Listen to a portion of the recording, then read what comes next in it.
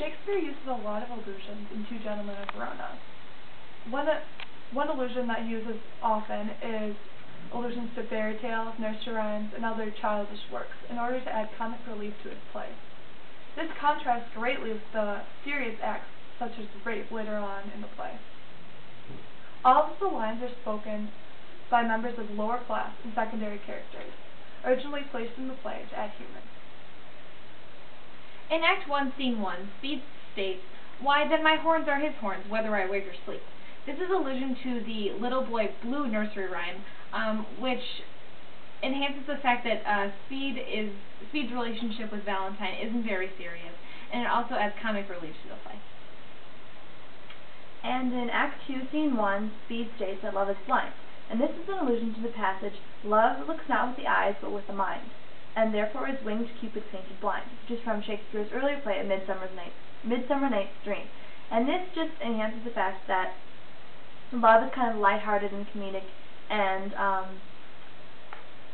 kind of complicated and... In Act 3, Scene 1, lines 301 and 302, Lance states, "There, and St. Nicholas be thy speed," which is an allusion to St. Nicholas, the patron of scholars, especially schoolboys.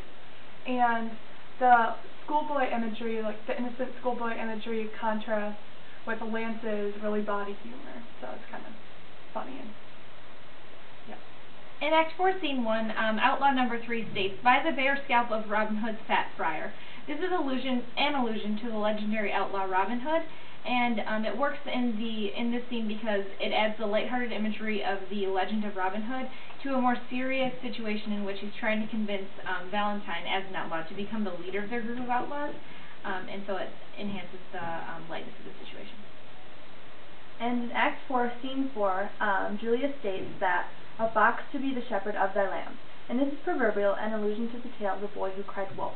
And this takes place in a very dark and serious monologue, and it contrasts with this lighthearted and kind of childish tale and about the themes of each portion. There are also a lot of biblical allusions in this play, and the biblical allusions are used to contrast greatly with the unholy actions of the main characters. The contrast emphasizes the sinfulness of their behavior and also reveals their hypocrisy. In Act 2, Scene 3, Lance states, "I have received my proportion like the prodigal son." Lance refers to himself as this biblical character, when in truth he is the most bawdy and disgusting characters of all actors in the play, which reveals the contrast between his perception of himself and his actual self. Okay, and in Act 2, Scene 2, Proteus states, "And seal the bargain with a holy kiss." And Proteus refers to this interaction with him and Julia as a sort of betrothal between the two, when in fact he almost completely abandons his love for Julia and immediately starts falling in love with Sylvia, or so he believes.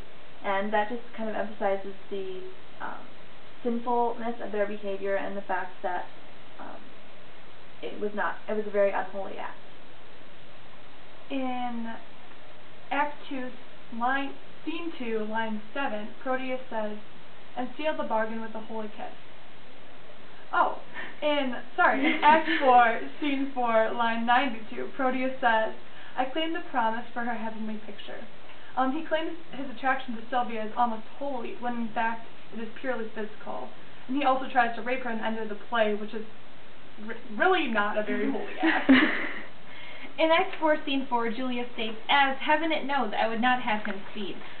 Julia uses heaven as her witness, when in fact she takes Proteus, about whom she is speaking in that line, she takes him back in the end, revealing her fickleness as a character within the play.